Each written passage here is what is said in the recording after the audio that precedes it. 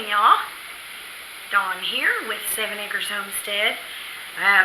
Woke up this morning to lightning crashing and pouring down rain, and so I'm working inside the house today more than anything.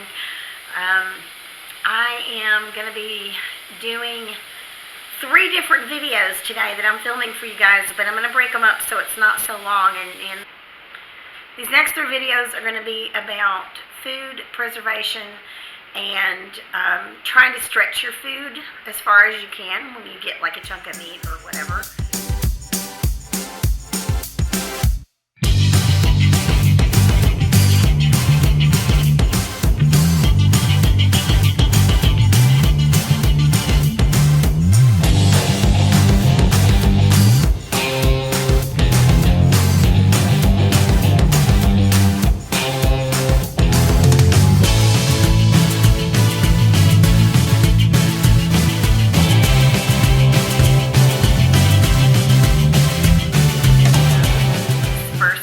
This morning is going to be a couple of chickens that I've thawed out, and I'm going to be taking the chicken breasts off of the chickens, and then I'm going to be boiling the chicken in a stock pot with some veggies and spices. So the rest of the chicken that comes out of that pot I'm going to be canning it in jars as like pulled chicken, so it'll be ready for sandwiches, recipes that I want to make, whatever.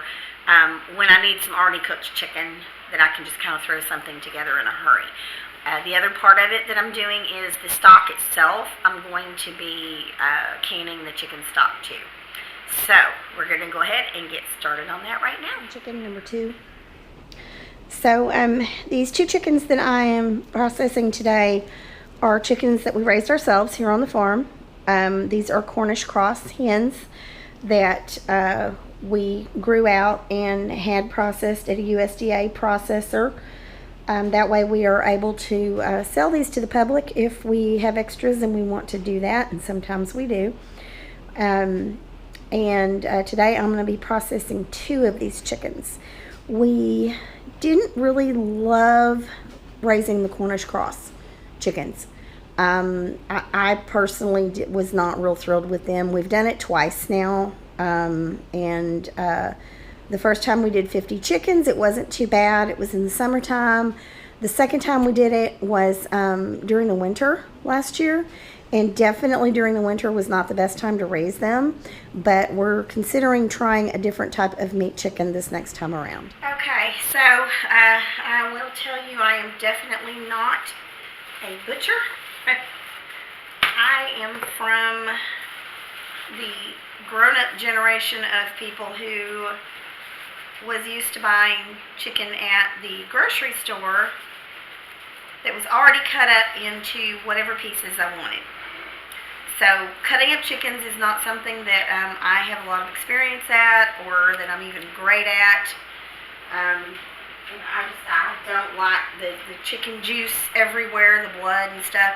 So what I typically like to do is I've put this press and seal on my cutting board, because today I'm not really cutting where I'm going to be making cuts into the board where I would obviously make holes in the press and seal.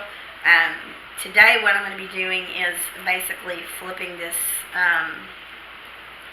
over this way, and I'm going to be trying to cut off the biggest chunks of breast meat here, because I want to save those for another time. So I'm kind of trying to catch the juices in this press and seal. So the first thing I'm going to do is I'm going to make a cut right here and kind of get some of these other pieces of the chicken out of the way, because when I go to processing these in a stock pot and cooking them, I'm not really going to care how they're cut up. I am going to take the skin off of these chicken breasts, and that will be part of my stock cooking, will be that skin. So this is a fillet knife or deboning knife, whatever you want to call it, and I just sharpened it with my electric sharpener to try to get it where it's as easy as possible. to cut with. Okay, so these are my 2 chicken breasts that I'm going to try to cut. And I'm going to start right here at the top of the bone. Don't know if you guys can see this very well or not. I'm trying to cut down as close to that bone as I can so that I can get as big a piece of chicken breast off of there as possible. And I'm just making little cuts as I go to try to get as close to that bone as I possibly can. Now, I warned you guys, I am not an expert at this. So I'm definitely not going to get the whole thing, but here we go. That is one of the pieces of breast meat that I wanted to get. I'm going to try the other side as well. And again, I may not get the whole breast, and that's okay. I'm just going to get as much of that off of here as I possibly can. Whew, this is still cold. This is about still half frozen because I don't want it to warm up any more than I have to because of bacteria growth. Okay, so that is 2 chicken breasts off of 1 chicken. I left quite a bit of meat on this side. I didn't really do as good a job on there, but since I'm cooking this up for stock and for cooked chicken, I'm not really going to stress over it.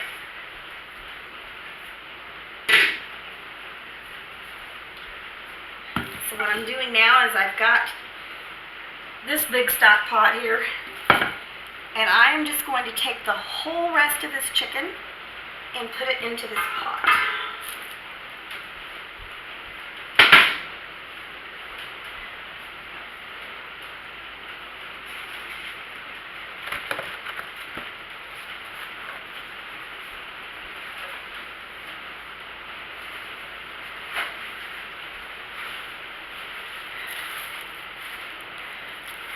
Mop out some of this juice and blood here.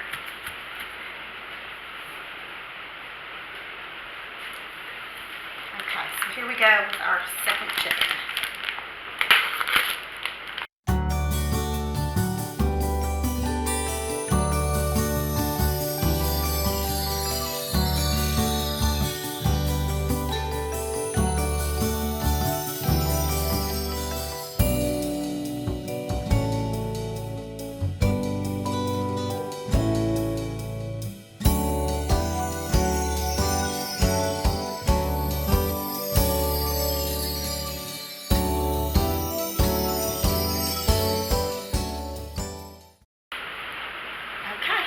Another one. So I've got 4 chicken breasts here, and I'm going to get the rest of this other chicken in my stock pot next. Okay, so I have my 4 chicken breasts here, and because these are not going to stay in the deep freeze for a long, long time, I'm just going to store these in some Ziploc bags.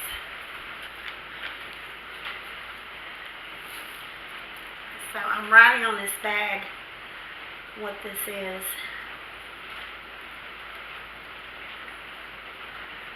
And the month and year that I'm putting them in the freezer. That way I will know if they're in these bags that I need to use them fairly quickly. Typically, I am cooking meals for just Tim and I. And so I'm going to go ahead and just put 2 chicken breasts in each bag. I'm going to flatten these out in this bag. I don't know if you can see this or not. I'm going to flatten these out in this bag so A, they will lay flat in the freezer, and B, they will thaw out faster when you go to thawing them out. I hate to put meat in bags in the freezer and it's all in a big giant clump. This is just me thinking ahead. And again, I'm putting 2 breast pieces in each one of these bags, and that will be enough of a meal for Tim and I. So these are going in the freezer. So this is one of the fun parts about having animals. Sometimes you got to come out in this pouring down rain to feed them, which I'm running late because it was raining so hard earlier that I couldn't get out here at all to do it. And now that I'm out here doing it, I waited for the rain to slow down. And as soon as I got out here and started feeding, it started pouring on me again. But, you know, rain is life, so we can't complain. It's helping this garden to grow. And, so yeah, it's just wet. So guys, I have my chicken in my stock pot here, and it's on the stove, and I'm starting to heat it up. And I've filled it up pretty much as tall as I can get it with water, where it can simmer without overflowing. And then over here, I have the other ingredients that I'm putting in here for my stock. I try to just use basic flavorings that I know we pretty much like in anything for the stock. I don't want to add anything crazy like, you know, rosemary or anything like that, because there may come a time when I want a dish that I just don't want that flavor in it. So with my stock, I stay pretty simple. I've got some onions here. These are chopped into pretty big pieces because you're just using them for flavor. So it doesn't matter if there's any of that left when we get ready to dump all of this. Then I have my celery, which this is some celery that I had in the fridge that was getting a little bit soggy, so I figured, hey, why not go ahead and use it for this so that I'm not wasting it. Another thing that I'm putting in here is garlic. This is just minced garlic going in. We love garlic in pretty much everything. Here I have salt and pepper, which are my basic spices that go into pretty much everything.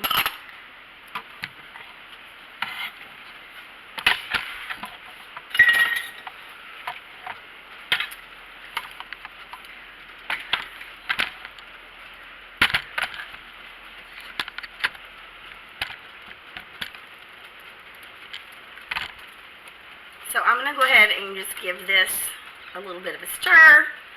Get that salt and pepper and all of that incorporated into the liquid. And then what we're going to do is we're going to let this simmer for several hours. Now when this chicken is ready, I am going to come and pull the chicken out to cut it up into smaller pieces and put it in jars to process it. And then the bones and everything will go back in here and continue to simmer for a while. So this would be considered bone broth, as well as just regular stock, because we're going to get every bit of nutrition out of those bones as we possibly can. And so at some point I will pull this out and I'll show you guys. I'm just basically going to be pulling most of the meat off of the bones, and then we'll just stick them back. Okay, y'all. So I've got my chicken here that I have taken out of the pot that has been cooking. And what I'm going to do is I'm going to separate out the bones and just keep the meat. So the bones, the skin, all of that random stuff that I don't want to throw into a casserole or whatever is going to go back into my pot. So I found the easiest way to do this, especially if the chicken is still hot, just coming out of the pan like this is to use a couple of forks. Just grab a hold of everything.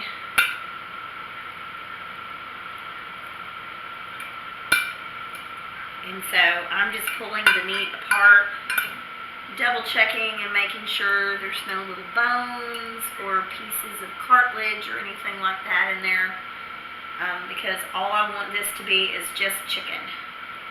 And the next thing I'm going to do is I'm going to go ahead and just kind of pull this a little bit more and make these into smaller bite-sized pieces. Because if I want big chunks of chicken, I'll probably just use one of those chicken breasts for something. And I've got a knife here too, so if I have a piece of this that is kind of a long piece that I just want to cut into smaller pieces. Oh, and look what I found, y'all. Another piece of a bone. Yeah, y'all be better about this than I am. Get those little pieces of bone and stuff out of there. So then I'm just going to come back and kind of cut these into some smaller chunks. Just because I really want bite-sized pieces for this kind of stuff.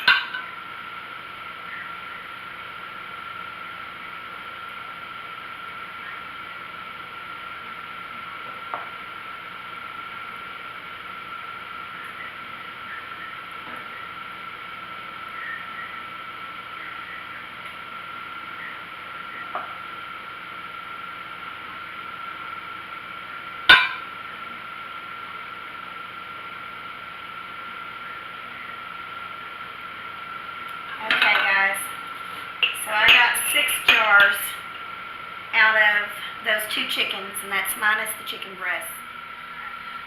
So, these are my 6 jars of chopped up chicken.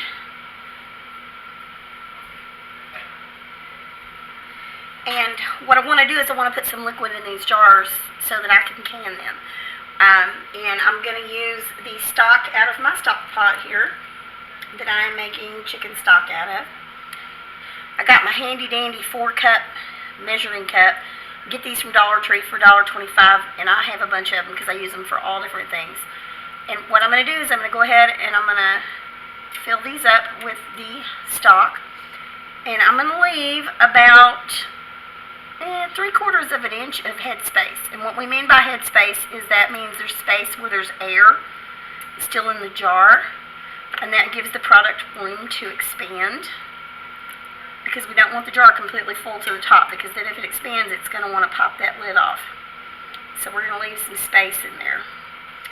Okay, and the next thing I'm going to do, and you can use, there's little tools for this, but this works just as well, just to take a little butter knife here and just move that around, make sure that there's not any big air bubbles in there, because you kind of want this liquid all the way around your meat, and that helps with the process of getting it up to the right temperature. When you have air bubbles in there, sometimes your temperature doesn't get up where it needs to be. Now, I'm not losing a lot of air because this chicken wasn't packed in there super, super tight. So I think I still have plenty of liquid. But at the end of this, if it turns out that I need a little bit more liquid, I'll just pour a little bit more on top. And I'm going to end up with about 3/4 of an inch of head space in these jars. Okay, so we're eyeballing this. This particular jar looks like it needs a little bit more liquid in it. So I'm going to go ahead and pour some in there, this one too. Just want to make sure that I have enough liquid that all of my chicken is covered. So the next step in this process is that I have some white vinegar. This is just the Great Value brand. Any brand will do. But I'm going to take some paper towels, so I'm going to fold them up, and I'm going to get these wet with this vinegar solution. And what I'm doing is I'm going to wipe the rim of this jar really good. The vinegar is going to get off any greasy residue, any little bits of chicken that might be on there. And the reason that I'm doing this is because I want to make sure that these jars get a really good seal, and the rubber part of that lid is going to set right on this rim, and that's where you're going to get a seal. But if you have any bits of chicken or grease or anything else on here, then there's a possibility that that jar is not going to seal well. Now, worst case scenario, you get a jar that doesn't seal. Go ahead and just put it in the refrigerator and you use it in the next couple days. According to health department regulations, at least in the state of Texas, and I know this because I'm a certified food manager here, is that it can sit in the refrigerator for 7 days before you absolutely positively need to use it. Even worst case scenario, dump it out of a jar into a Ziploc bag and pop it in the freezer. And that way you've got several months before you have to worry about that. Now I'm going to go ahead and put my canning lids on here, and you just want to tighten them fingertip tight. You don't want to grab this thing and just hanker down on it, okay? The reason being is that you want, during the canning process, for some of the steam and the air to be able to escape from this jar. And that's going to give it that negative pull. It's going to pop that lid down and make it seal. If you put too much pressure on this, sometimes these lids can buckle and you won't get a good seal. So we're going to go ahead and put all of these on. Now, used to, back in the olden days, they would have us take these lids and these rings and put them in boiling water until it was time to put the lids on. However, they have backtracked that, and I guess they use a better rubber seal now, and they're not recommending that you have to do that. And in my personal opinion, as far as being sanitary goes, when you guys can this, it's going to be in that boiling water. Oh, see, I'm already getting a little bit of a seal. Did y'all hear that plink? Doesn't mean it's canned. We still have to process these things. So we're going to set these back. We're going to put these in the oven on warm, and that's going to keep them warm until we're ready to put them into the canner. So, I've been in and out of the pouring rain today, y'all, so messy hair, don't care. That's usually my motto anyway. So another thing that I'm canning today along with the chicken is some chili. I made a huge pot of chili a couple of days ago. We've had it 2 days in a row, but I purposely made a bunch extra so that I could can the extra. And last year I did this in the fall, and all through the winter, whenever we wanted chili, I could just go pull a can out and heat it up and make some cornbread, or throw it over some Fritos and throw some cheese on it for Frito pie, or open it up and pour it over some hot dogs for chili dogs if you guys eat hot dogs. So today I'm going to be canning some chili, and I'm going to be canning it in different size jars.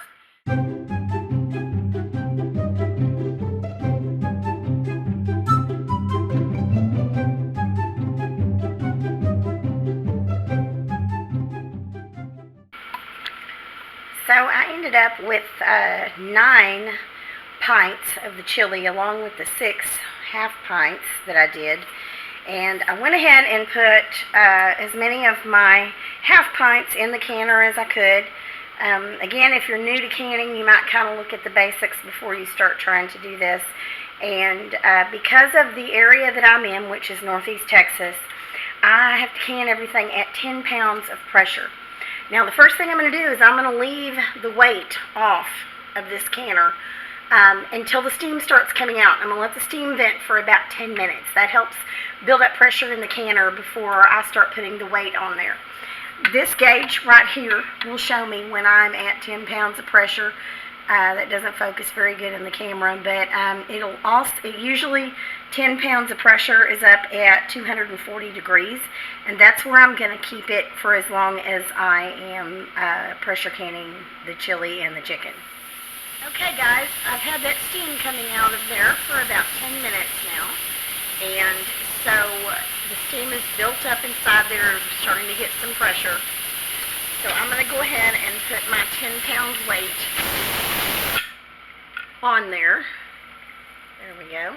And we're going to let this get up to 240 degrees, which is my 10-pound mark.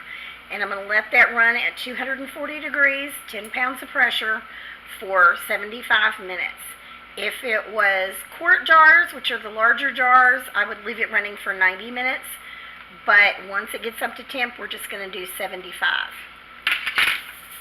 So while those jars of chili are going, I'm going to be working on my chicken broth. And the first thing I'm doing is I'm pulling out all of the bones and the veggies, and just getting as much of this extra stuff out of my stock pot as I can, because I don't want all these pieces of stuff in my broth. So I have my pint jars, the size jar. It's a 16 ounce, which is a pint, and I've got my funnel in here to try not to make a big huge mess. Knowing me, I'm going to make a big huge mess anyway. However, I'm going to try my best not to. So now I've got the sieve here that I'm going to put inside of my funnel. And I've just got this jar over here because holding up the handles so that it won't go flying off on the other side there. Then I'm going to get my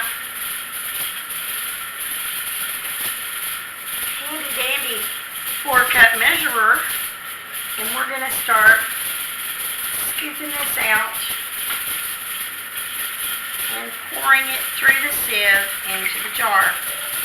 That way, if I have any pieces, big pieces of celery or onion or anything else that happen to slip through there, then it's gonna catch that.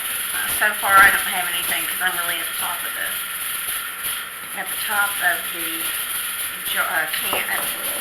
I am at the top of the pan, the stock pot. Y'all, it's been a long day. I've been doing this all day long, and it's already dinner time. So I ended up with 16 pint jars of chicken broth. Now, I went ahead and cleaned the tops of the rims of the jars with the white vinegar, just like I did the other ones, and then I put the lids on finger tight. So these are ready to go in the canner in the next batch. I still have about half of a pot of chicken stock left that I'm actually using as my broth to make my cabbage soup that I'm going to do tomorrow and can it. So that will be in the next video for you guys as well. And that way I can just put this in the refrigerator overnight and I don't have to can all of this because it's just going to sit there until tomorrow.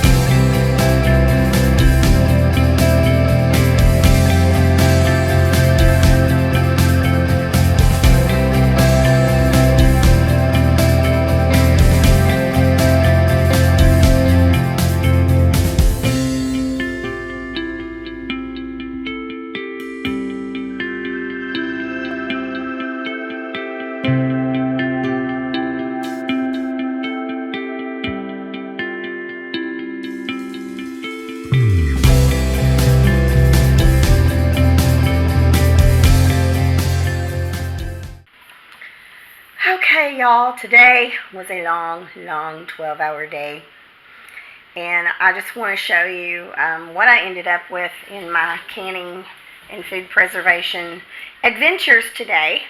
I've got 16 jars, pint jars of chicken broth or chicken stock. I ended up with 15 jars of chili. Some of them are pint jars, and then some of them are these half pint jars, which are about a cup, about 8 ounces. I also ended up with 6 jars of the shredded chicken, which looks really good, by the way. In the last clip, I know you guys saw me taking off these lids and picking these jars up by the lid after I took the ring off, like this. And there's a very good reason why I do that, because I want to make sure that the seals are on there really good. And I don't know if you noticed in that video or not, I had a jar right here that when I pulled up on that lid just came right off. There was no hard seal on there. And this is the reason why we take off the rings and we pull on those tops to make sure that that lid is sealed properly, because it looked like it was sealed. In fact, it still looks like it's sealed. It still does not have anything popping up in the middle, which it should be if it's not sealed properly. This is a good quality ball canning lid with a ball canning jar. So not quite sure, but sometimes it just happens. Sometimes there's a tiny little something in there that doesn't come, doesn't let it seal well. And so this is the biggest reason why you need, even if you want to go back afterwards and put your rings back on just for aesthetics or whatever, feel free to do that, but this is why most people take those rings off. So, also, this is the mess. This is the chaos that it leaves when you spend all day canning like this.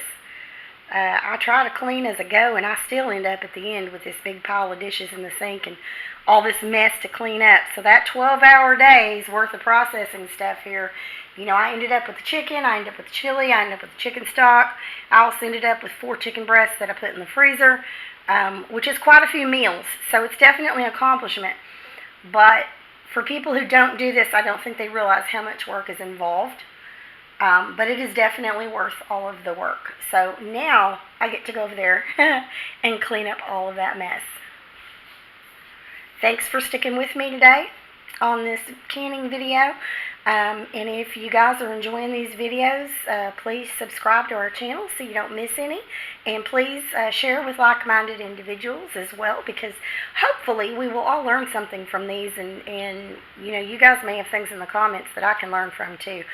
I have been canning for a while, so I do kind of consider myself, if not an expert, at least I'm not a novice at this. At least I've done it long enough to kind of know what I'm doing. We've eaten food that I've canned that's 5 or 6 years old, and it's perfectly fine. Never had any issues with getting sick, never had any issues with anything spoiling or going bad. So I can tell you, as untraditional as I may be on certain things, the important things I stick with, like this can right here that didn't seal well. You know, it is not worth one 16-ounce can of chili to possibly make you or your family sick. And I'm going to tell you guys, a lot of people can and preserve their own food because they want it to be healthier.